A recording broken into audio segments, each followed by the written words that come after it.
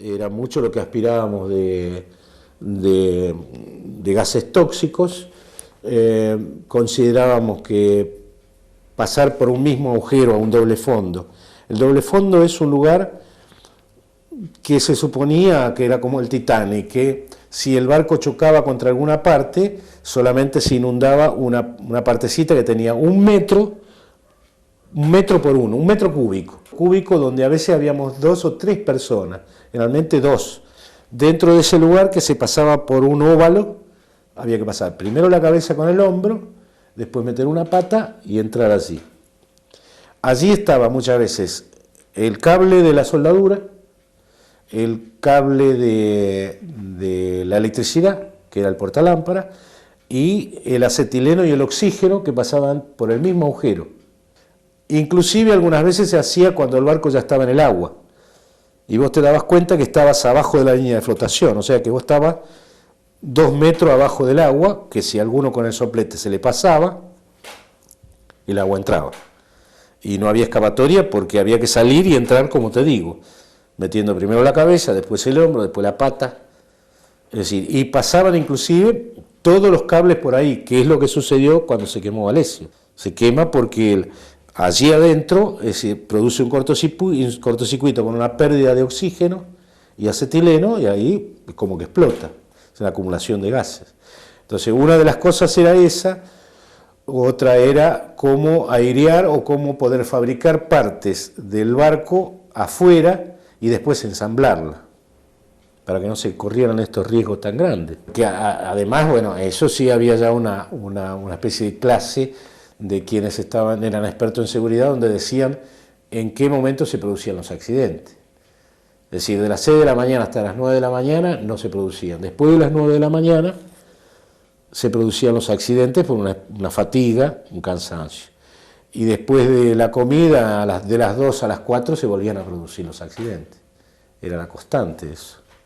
Porque un trabajo brutal, un trabajo muy bruto, donde la grúa era solamente para traer cosas pesadas, todo lo demás se llamaba a mano.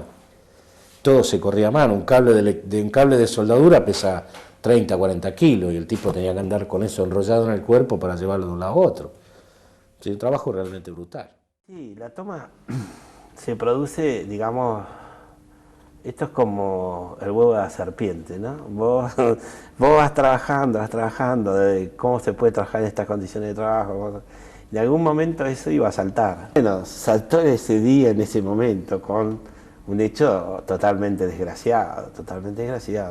Un compañero de la agrupación se mete en un doble fondo, resulta que habían dejado un soplete abierto, hace una chispa y se quema entero, sale y se quema, entonces se incendia toda la ropa y como bueno, sale y está en un doble fondo, cuando sale para afuera lo agarra todo el viento, todo el aire y eso se triplica, le tiran matafuego, pero hasta que encuentran el matafuego, bueno, cuando llegó al hospital de quemado, llegó en estado muy grave y bueno, después al tercer día creo que fue, había fallecido, entonces la empresa miente que no había fallecido, no había dicho nada, bueno, eso genera bronca de unos activistas que estaban adentro, más el Tano Mastinú, y dice, bueno, acá vamos a tomar la fábrica. Y lo primero que hicimos ahí, cerramos la fábrica, nos quedamos todos, y entonces dentro de todos estaba el vicepresidente de la empresa, estaban los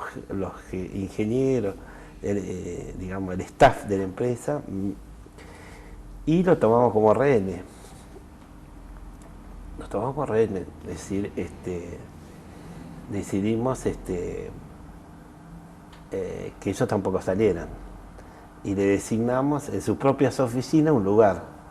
Pero eso hace que, bueno, el primer día no pasa nada, es convulsión, después ya empieza a intervenir el juez. El juez nos dice que tenemos que largar a los rehenes. Nosotros decimos que no. Bueno, se sigue discutiendo, entonces el juez manda un emisario a revisar los rehenes estaban bien, digamos, y así, bueno, se va a hacer. Después entonces interviene el Ministerio de Trabajo, y viene en ese momento Otero, era un hombre de Aguón que era el ministro de Trabajo, viene y con, digamos, alimentado por la fantasía que le hizo la burocracia sindical de que los iba a convencer que iba a levantar la toma. Bueno, y en ese momento Otero se va, de casualidad se va, porque casi queda él también, porque había mucha bronca y además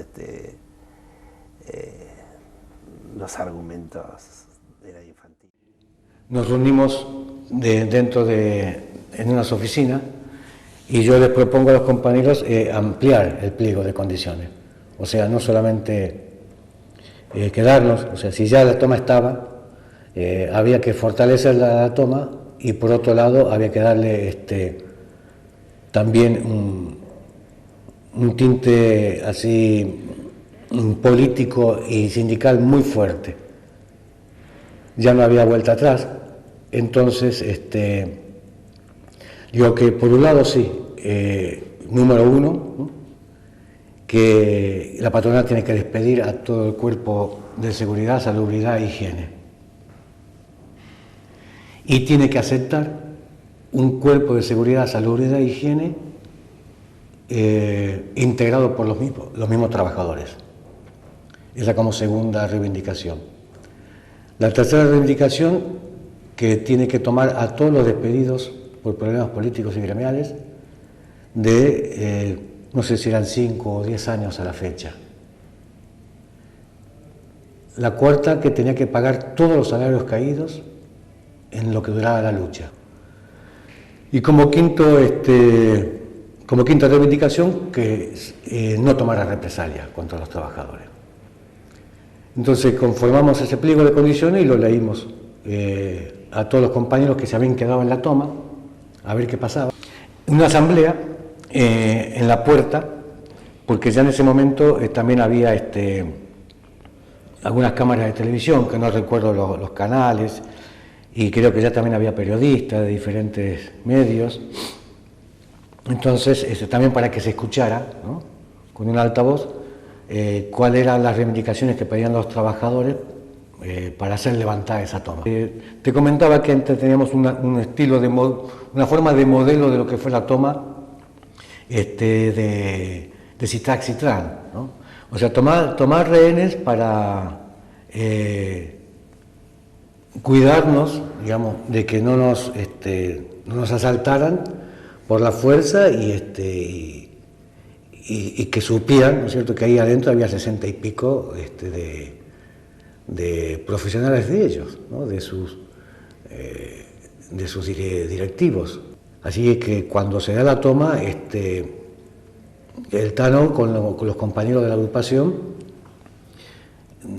le asaltan las oficinas y los toman como rehenes, a la gran mayoría. Dejaron a ir a trabajadores subalternos, por supuesto, ¿no?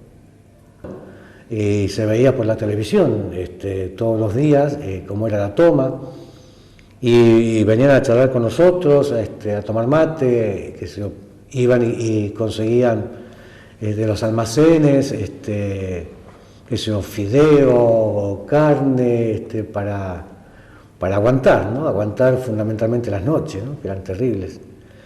Y darnos ánimo todo el tiempo. O sea, de total solidaridad. Porque yo siento que la toma, digamos, para la patronal fue traumática. Y para los trabajadores fue una revelación, en el sentido de darse cuenta del poder que tenían en sus manos, ¿no?, en la unidad, en la fuerza, en las decisiones. Romper mitos, cuestiones así desconocidas, oscuras, entrar a las oficinas, devolver papeles. Fue algo que en ningún momento se les pasó por la cabeza, en ningún momento. Y cuando ya estaban en el hecho, se sentían cada vez más fuertes, cada vez más audaces.